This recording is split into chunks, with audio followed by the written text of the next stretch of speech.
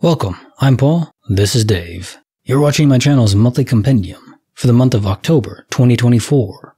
Now of interesting note as well, I've begun an adventure into Stephen King's Carrie, his very first book, over on Patreon. Learning more about her sad upbringing, it just evokes anger in me. But I don't know where the story's gonna go. I'm only about 40 pages in at the time of recording this. It'll be more by the time you see this, but I'm loving the story so far, even though I kind of hate how people are treating her. If you'd like to follow along on my adventure, then check out the Patreon. Okay, now to the stories. Case file number 1866, written by CN. Disappearing on the tower, every single hour. About 13 years ago, my husband and I, and my two youngest, twin teens, drove from Arizona to California for a long weekend at the Disneyland California Adventures theme parks. One of the rides at the California Adventure theme park, called the Twilight Zone Tower of Terror, had been around for a while. However, none of us had ridden in it since it was built. If you're unfamiliar with the way the ride operates, you and your fellow passengers ascend a tower-like hotel building, sitting in a ride car that resembles an elevator. And after many twists and turns, you reach the top of the ride. And then there is a final, scary drop to the bottom of the tower. At the moment of the final drop, a photo is automatically taken, showing all the terrorized people in the car. The photo can be purchased at the gift shop after the ride. So, on to the story. After waiting in about an hour-plus line, we finally boarded the ride and our car was packed. I was sitting next to my husband. He was on my right, and my two teens were on my left. Again, there were no empty spaces. The ride car was full. I get really anxious about heights and rides with drops and deep descents, like roller coasters. So I was very nervous, but excited at the same time. When there are deep drops, I can only close my eyes, clench up, and try not to scream the entire ride into rubble. So the ride is getting to the final point where I know the drop is going to happen. I tense up as always, terrified, but ready as I can be for the inevitable fall. It happens. We drop. I clench up, grasping my restraints in a death grip, close my eyes. My radioactive fright caused me to scream all the way to the bottom. Finally, the ride is over and we get out. I'm a little shaky, thankful to have survived, and we exit through the gift shop where our pictures from the ride are being displayed on a screen. We stroll over to take a look at our picture to see if it's worth purchasing. We find a photo and take a look. Everybody in the picture is immortalized in a terrified freeze frame of the moment of the drop. Everybody, that is, except me. I am nowhere to be seen in the picture. The spot next to my husband is empty, and then there's my children to the left of the empty spot. There is no other rider blocking the camera's view of where I was sitting.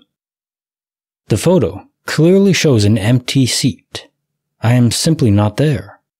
So where in the name of Rod Serling did I disappear to?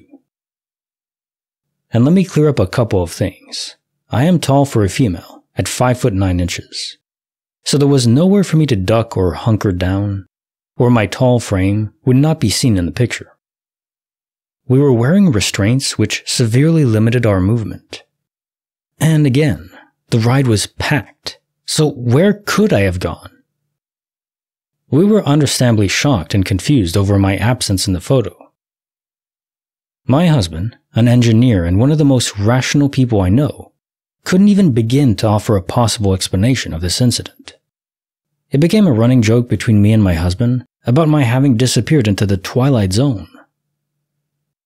2 years later, my husband and I went back to visit the theme parks, and we once again wanted to ride the same ride, joking about the time before when I disappeared from the photo.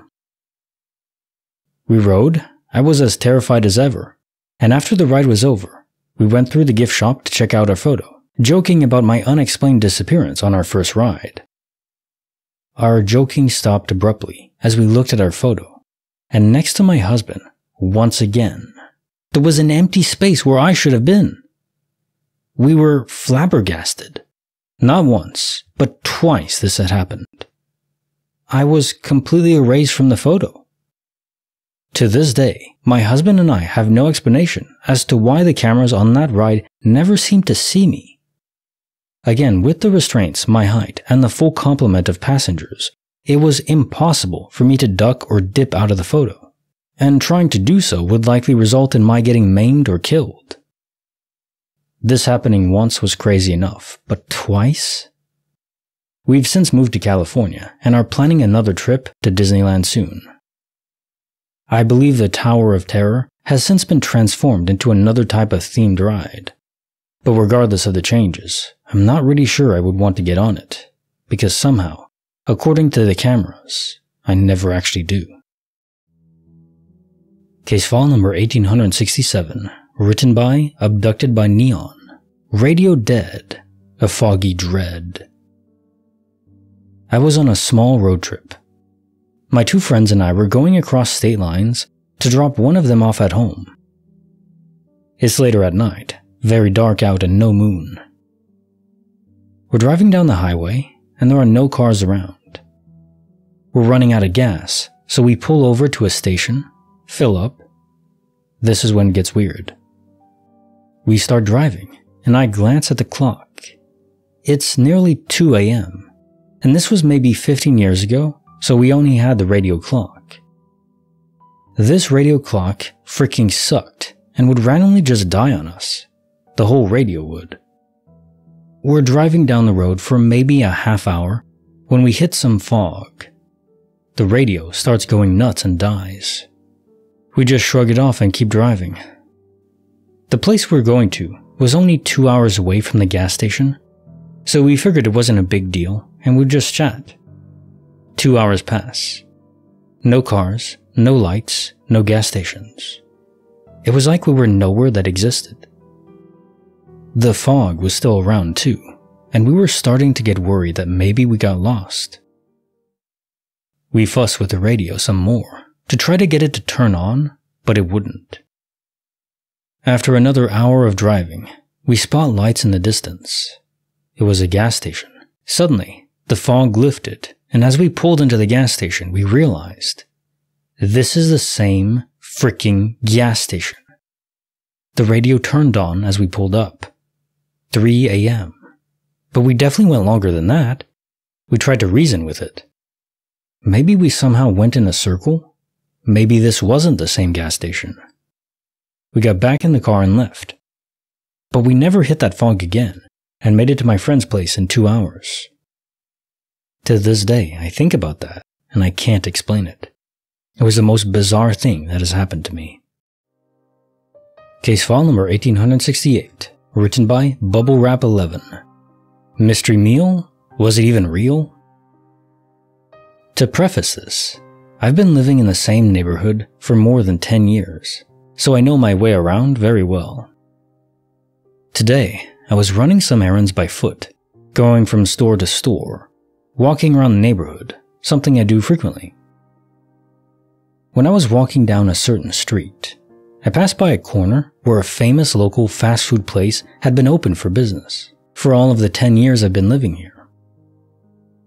I was on the other side of the street and looked at it, because I was hungry and thinking of maybe eating there later before going back home. The thing is, when I looked at it, the place was completely closed down. Nothing was there anymore. The sign with its name, the glass window where you could see inside the restaurant. The doors were closed, and by the way it looked, it seemed as if it had been closed down for a while, or at least long enough for there to not be any traces of the fast food place left behind. Nothing was in its place either, as if it hadn't been sold yet. I hadn't eaten there that often to be super upset about it, but I was a little bummed. I thought something like, damn, I didn't know they had closed it down. Like I said, I was hungry, and I'd been thinking of maybe eating there before I went home. Anyway, I went about my business and went to the other stores and places I had to go. ended up eating something quick in another place. The strange thing comes now. When I was going back home, I passed by the place again, going the other way. This time, I walked right by the restaurant, and to my absolute shock, the fast food place was there again, fully working. Sign with its name bright and clear. Window glass allowing me to see inside where people were sitting down and eating. I was simply flabbergasted, and kept looking back at it, until it disappeared from my sight as I turned around the corner. How can a place be closed down with no signs of being open for business, and less than 1 hour later, it's fully working as if nothing happened? I don't know if my hunger made me see things, or if I was in a parallel reality for 1 hour.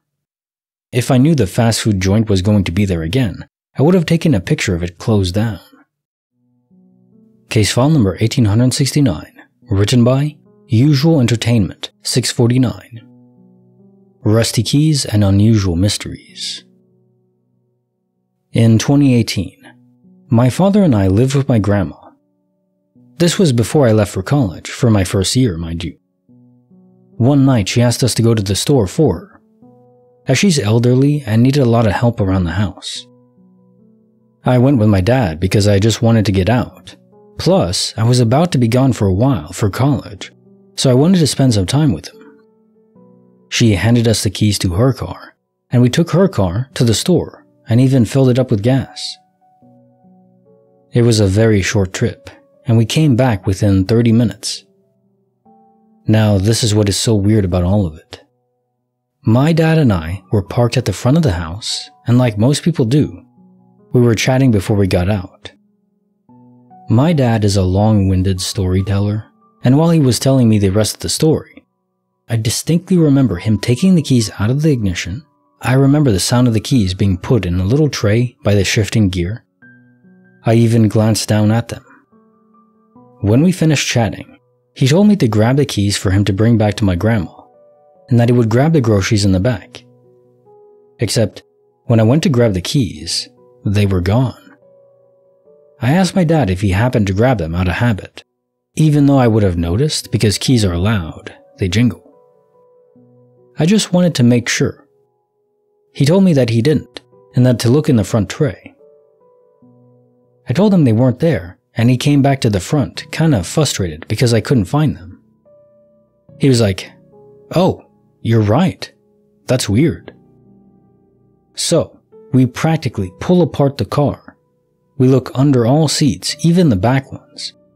Lift up the little carpets, look at the side pockets, pull everything out of the glove box. Look outside the car on the concrete, everywhere. We tell my grandma that they're gone, and she's super confused how we lost her set of keys when we were just in the car. This seriously bothered all of us. My grandma said she was getting her car detailed that next week, so they would find them if they ended up somewhere odd. They never did. Anyway, 4 years later, I'm a senior in college. My dad comes to pick me up because I live 3 hours away and I can't drive. He took my grandma's car because it's better on gas. We actually ended up talking about the keys again, and I can't remember what made us remember it. Either way, he stops for gas before we leave the town my college is in. I get out of my seat because I'm going to go to the bathroom one last time before we get going. I hear a weird jingle and a thud. The keys are sitting there, on the floorboard. I literally stared at the floor in shock, and the fact we were just talking about it freaked me out even more. I call my dad over to my side, and I just point at them. They were severely rusted, but unmistakably the keys we lost 4 years ago. We called my grandma, and even she was perplexed, and couldn't think of an explanation. It's still so odd and bothers me.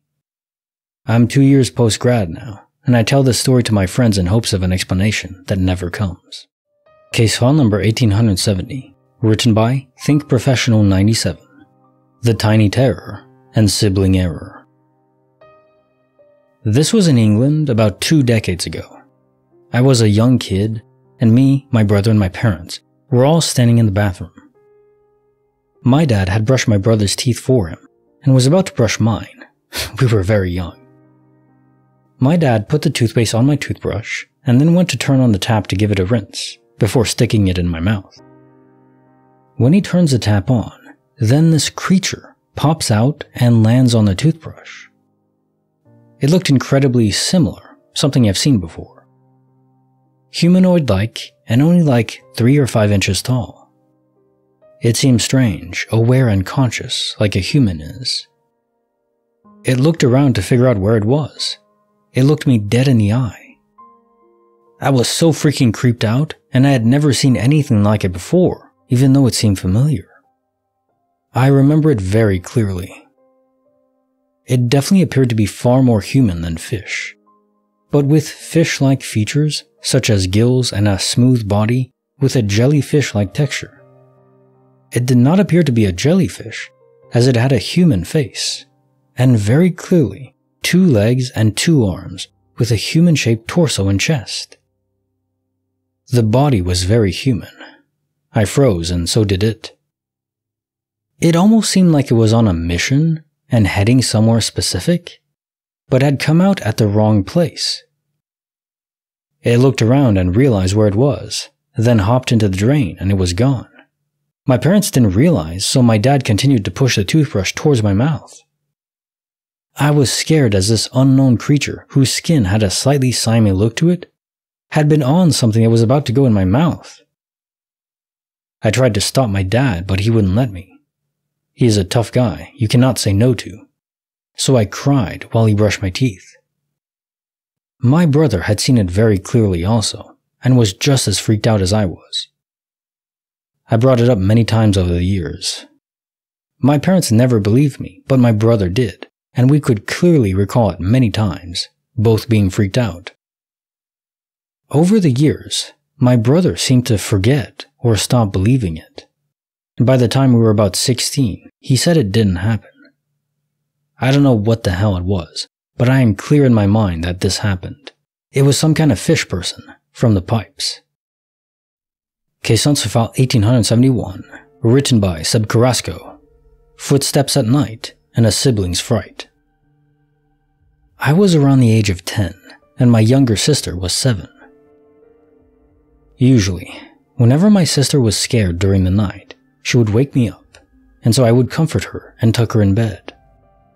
However, this night was different, and she was shaking me furiously and crying, couldn't speak, etc. So I rushed to her room, and after a few minutes, she could finally tell me that she could hear faint footsteps up and down the small hallway outside our rooms. Our rooms are opposite from each other in the hallway. So we tried to be quiet and listen for the footsteps and couldn't hear anything. And I thought she must be hearing things, etc. Then, after we calmed down, we started hearing the footsteps, and they were actually so clear. It sounded like there was someone right outside the room. We both feared that someone broke into the house and were wandering around our house. So, funnily enough, I grabbed a pillow to protect myself and my sister in case the intruder came inside. At this stage, myself and my sister are both crying and nothing is happening. After 2 minutes of hearing footsteps, I gained the courage to scream, "Help!" and I ran down to my parents' room on the other end of the house. Wake them up and let them know what happens. Dad checks the entire house plus backyard. Nothing. He then goes to sleep. Relieved, I decide to lay in my sister's bed with her so she is less shaken up from the situation. Around 15 minutes later, wide awake, a very, very loud screech happened in the kitchen for around 2 seconds, like something dragging on our floor tiles. Immediately, we both jumped up and screamed and cried. It was so loud my parents even woke up to see what it was.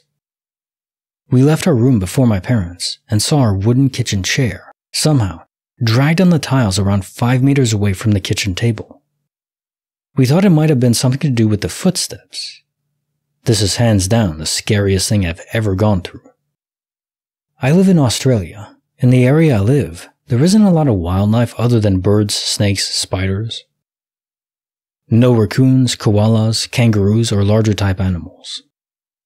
So I doubt any of those animals would have entered the house and caused a noise, moving the chair and the footsteps. My mother was still frightened a couple days later and decided to contact her friend, who was a spiritual medium, I think, and my mom was told that there were around 40 bad spirits in our home at the time. She decided to get our house blessed with holy water. I didn't know this additional information until recently, because she was afraid it would affect my sister and I even more. I wasn't a big believer in spirits or any sort of paranormal activity, but after our house was blessed and spirits were gone, nothing else has happened up until now. My parents are definitely not pranksters in the slightest. Highly doubt they would have tried to pull such a horrible prank on their children. Did someone try to break in? There's a theory that the intruder tried to escape and hit the chair on the way out. However, my dad did search the house to make sure no one was inside. Also, no sign of a break-in. Everything was apparently still locked and closed. Nothing stolen. It is still so freaky that someone may have been in the house. It definitely sends chills down my spine thinking about that possibility. To be honest, I am leaning towards it being some sort of paranormal activity. My house was closed and locked everywhere, and we would have heard the intruder run or escape and close the back doors, because my doors are quite loud when trying to open or close them.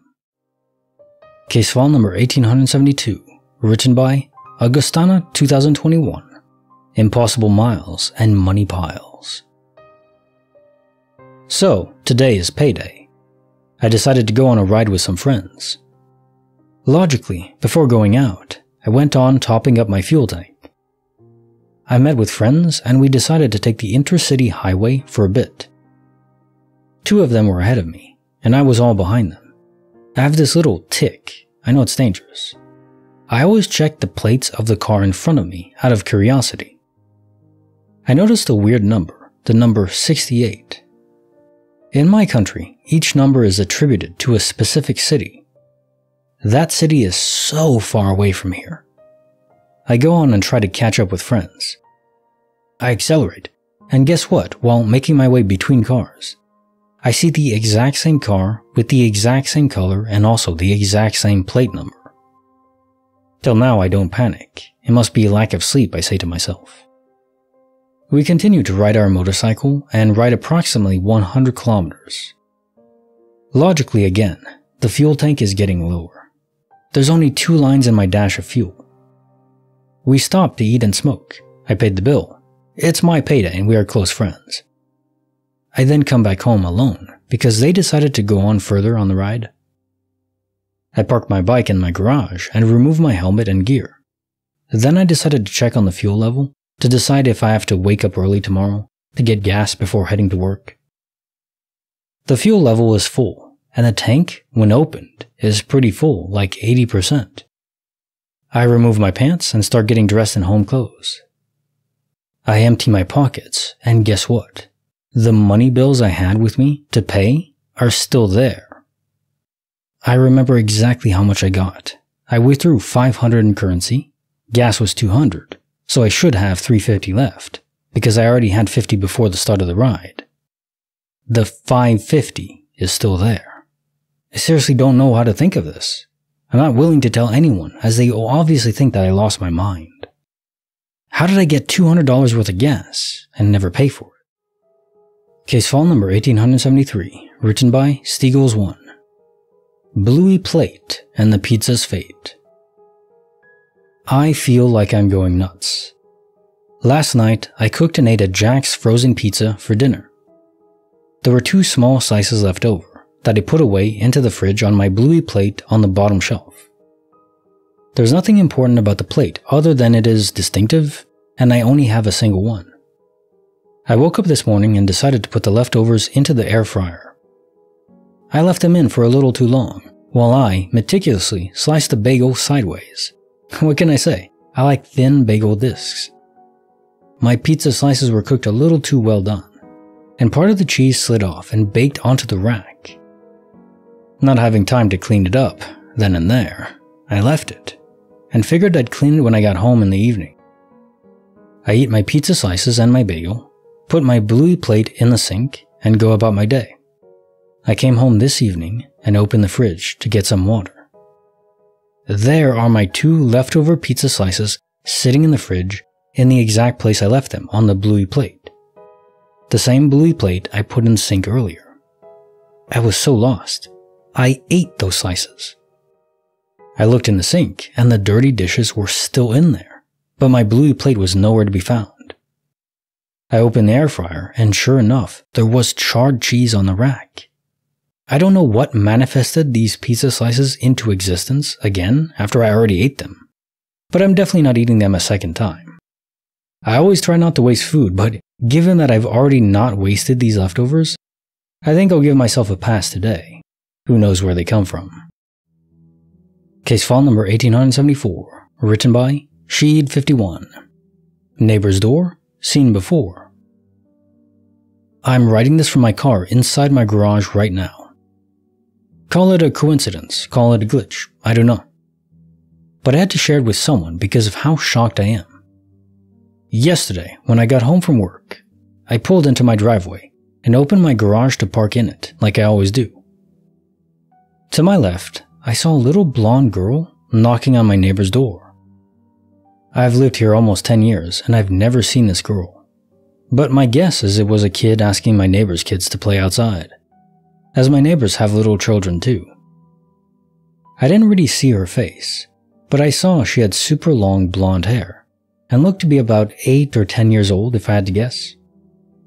The dad, my good buddy, answered the door, said something to the little girl, probably that the kids couldn't play, and then she ran off as I pulled into my garage. There were no cars in the driveway of my neighbor's house, but my buddy was for sure home and poked his head outside to talk to this little girl when she came to the door. Anyway, that was yesterday. Well, just a few minutes ago, I pulled into my subdivision and was listening to a song that made me instantly happy. I started evaluating my life as I drove through my neighborhood and started thinking about things I should improve on to become a better person. Be kinder to people, be more religious and study, help people in need, etc. Just things that I could work on to be a better human. Don't ask me why. I was doing some soul searching, I guess. I was deep in thought, pulled into my driveway, and looked to my left, and what do you know? I see the same little girl from yesterday, super long blonde hair, no cars in the driveway. She knocks on the door as I'm pulling in towards my garage, and my buddy answered the door again, poked his head out to say something to her, and she ran off. It played out exactly how it played out yesterday. Every little detail was exactly the same. I remember seeing her as I was pulling in my driveway and thought, man, that's a funny timing. That would be funny if my buddy answered the door before I got in the garage again. And sure as crap, he did. When I got in my garage just a few minutes ago, I literally said, "What the frick? What the frick?"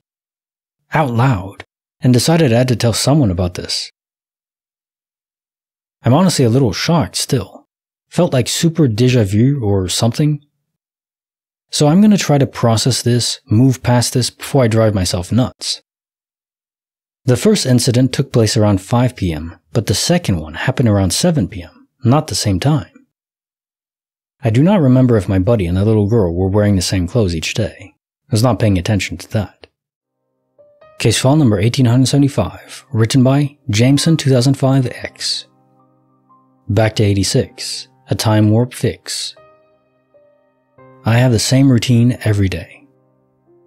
I get up at about 5 a.m., eat something real quick, and watch a little TV, get dressed and head to work. I have one roommate, and we've had this apartment for 2-ish years. So about 7 or so months ago, in February, I got up to get ready and everything felt really off. Couldn't put my finger on why, but everything felt creepy. Then I noticed on the counter was a tray of American flag napkins, some homemade cookies with red and blue icing on them and in the shape of stars, and some of what I assumed to be off-brand M&Ms. I thought it was weird since it was kinda still winter for my roommate to randomly leave out 4th of July stuff. I get some food and turn on the TV and notice it's just random channels. I can't get to any of the streaming apps, it's just regular TV, but old. It's old looking commercials, newscasts, and one of them actually said something about the 4th of July sale. I was so freaking confused. I finally get to a weather channel, and in the corner of it, it has the date. July 3rd, 1986. I thought for sure it was like, I don't know, a nostalgia channel or something. But every single channel I turned to was all old commercials and TV shows. Mind you, I was born in 2003, so I'm not too familiar with 80s stuff. So at the time, it just looked like old to me. At this point, I'm freaked out and try to call my mom. I'm not sure why, I just felt like this was who to call for some reason. When I go to dial her number, my phone just keeps trying to dial but never really actually connects to the call. Now I'm really bugged out, starting to panic a little now, and go to wake up my roommate. On my way to her room, I stop in the hallway and see a woman in her late 70s crossing the hallway, holding a tray with something on it. She goes from my roommate's room to mine and disappears. It didn't look like a ghost. That I assume, I don't know, I've never seen a ghost. But looked like a totally regular person. Panic wasn't even a word to describe myself at this point. So I ran into my roommate's room and flipped out and woke her up. I told her what was happening, expecting her to think I'm nuts, but she wanted to see what I was talking about. When she came with me, the 4th of July food was gone and the TV was back to normal. She believes me, and we still wonder if it will happen to one of us again. All I can think is that maybe there was a time glitch of some sort. Still freaks me the hell out thinking about it. Case file number 1876, written by Hypervenom23. Red Sea Blaze and Alien Ways. Former Egyptian Air Force Mirage 2000 pilot here. I was one of the unlucky few that got selected to serve their mandatory years as pilots. It was considered unlucky because you stayed in the army a lot longer than soldiers and officers, because of the amount of training that comes with flying a fighter jet. Fast forward 2 years and I am a fully trained Mirage pilot. Though I don't know much about dogfighting and fighter jet weapons, as I didn't take it on full time. Like I said, this was mandatory service that everyone had to do.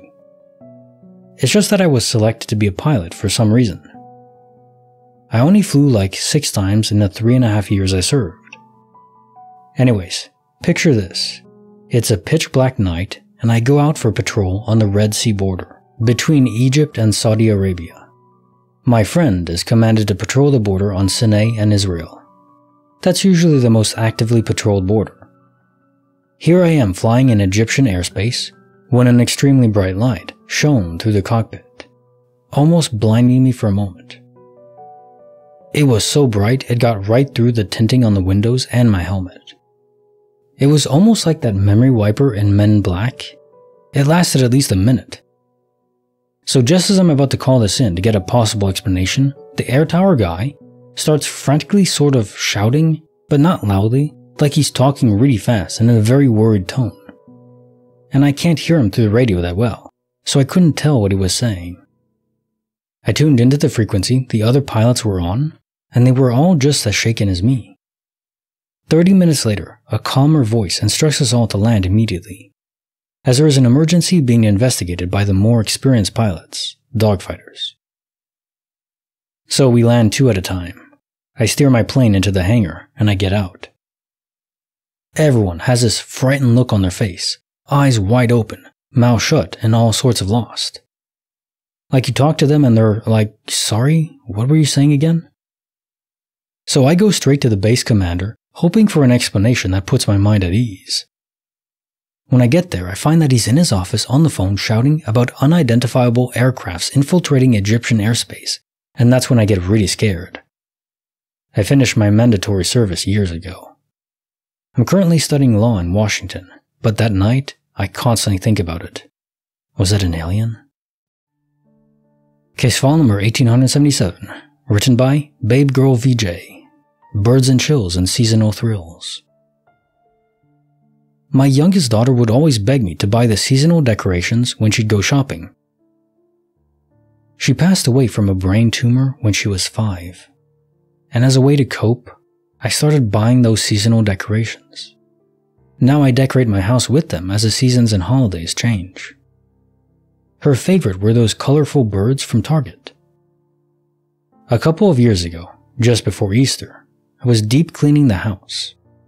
One of the Easter birds went missing. I assumed one of my older kids had knocked it off the shelf with their backpack, as they had left for school that morning. I looked around where it should have fallen, but couldn't find it. We had a younger dog who loved to chew up everything he could find.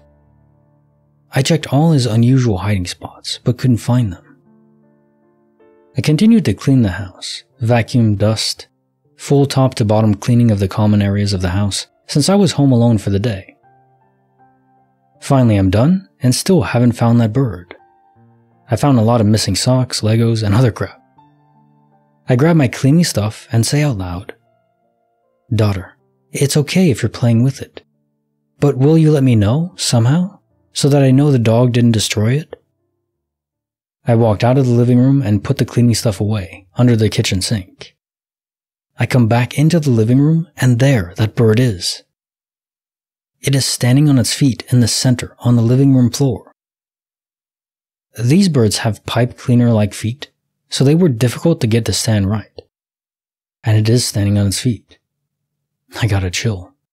I picked it up and looked it over. There weren't any teeth marks or slobber, so it hadn't been in the dog's mouth. I just said, "Thank you, daughter. You're welcome to play with it whenever you want," and put it back on the shelf.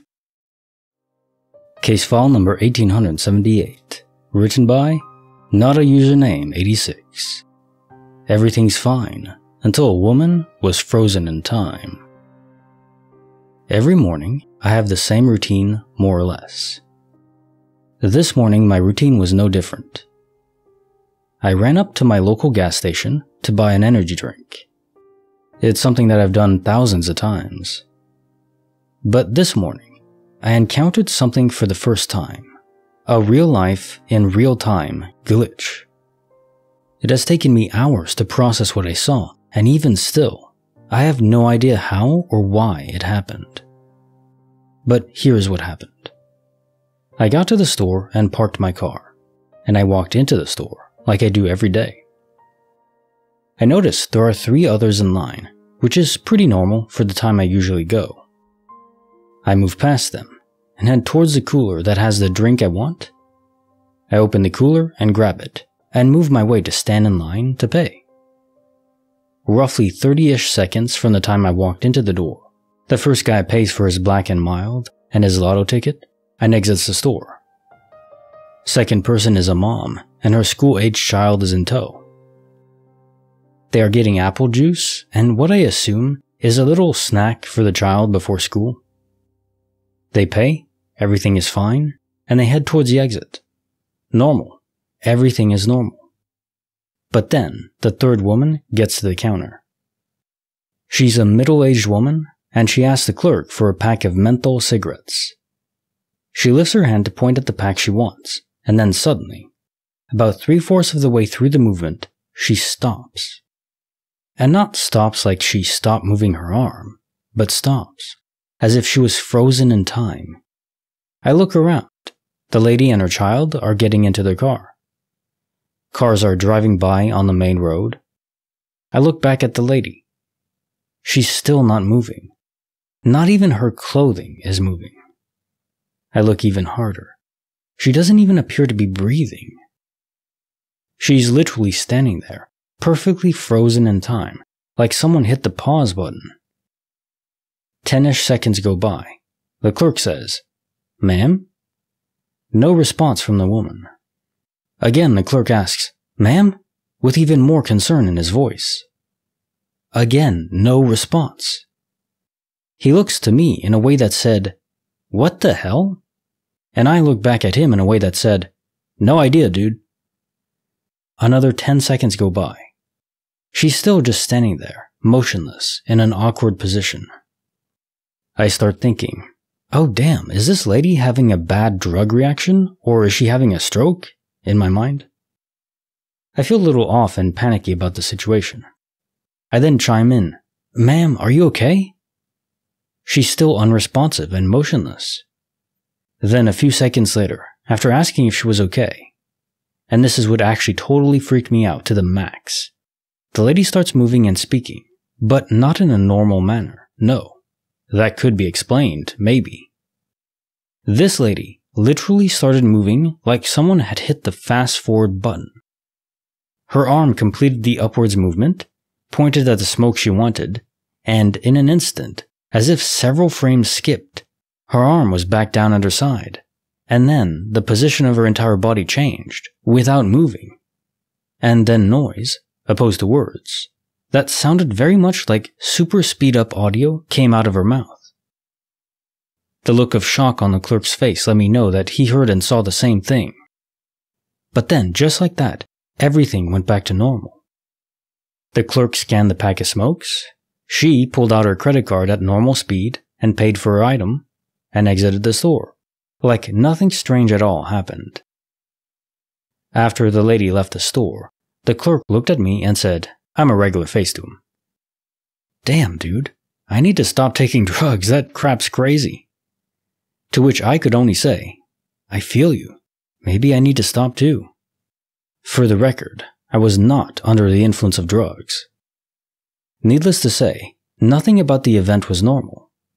I cannot, for the life of me, figure out how something like that could happen except that it was a glitch.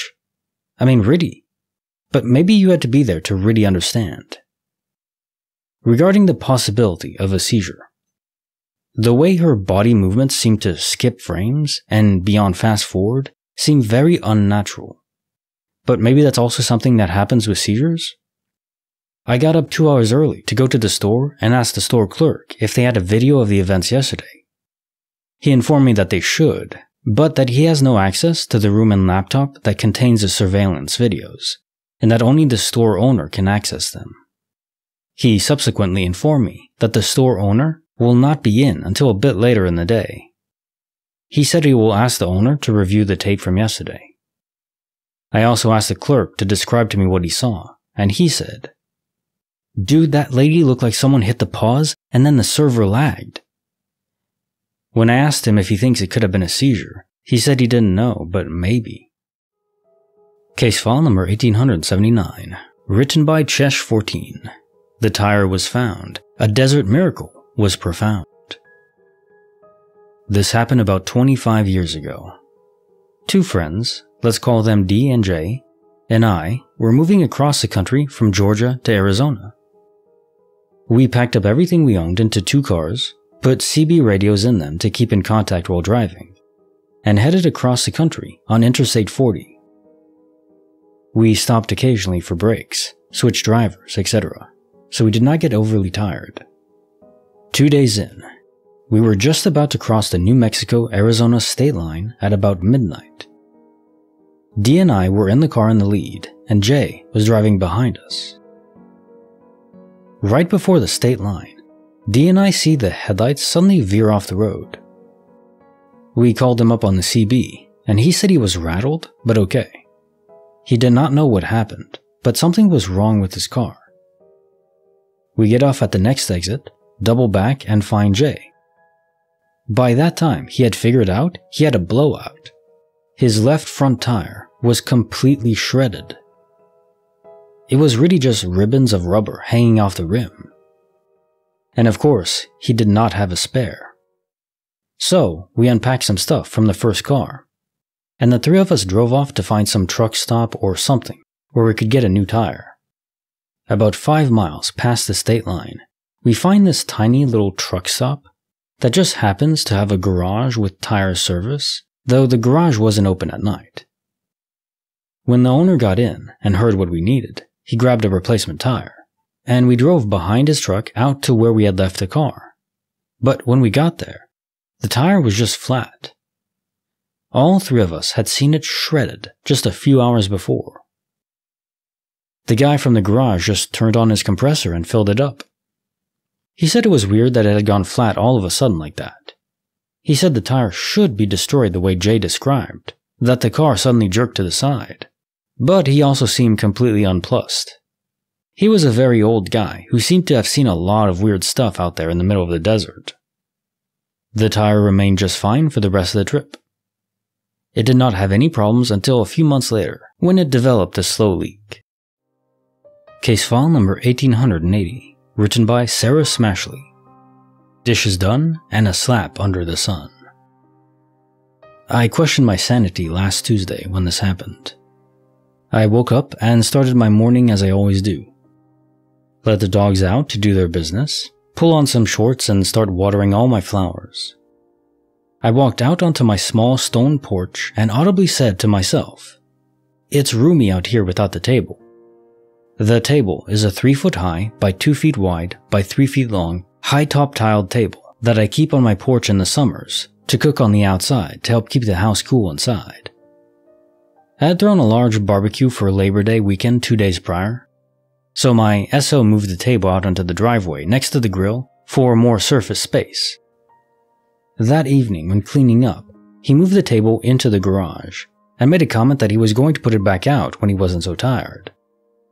While doing the dishes Tuesday, after the weekend was over, I went to put the grill spatula back by the grill in the garage and didn't see the table anywhere. I remember glancing around and thinking, where did he put that damn thing? And cursing him for probably placing his tools on it again in the back corner somewhere. My garage is enormous, so it's not out of the realm of possibilities that I would miss it. I'm standing in my kitchen with my door wide open, so the dogs can come back inside when they're done laying their fertilizer, doing dishes again. This is when I heard the sound. I can only equate it to a metal bang sound, roughly 12 feet from me. I turn around to go and investigate and see if my dogs are alright. Both are lying on the floor asleep. I walked out onto the porch and lo and behold, the table is there, albeit placed in an odd spot precariously on the edge of the stone steps. I picked it up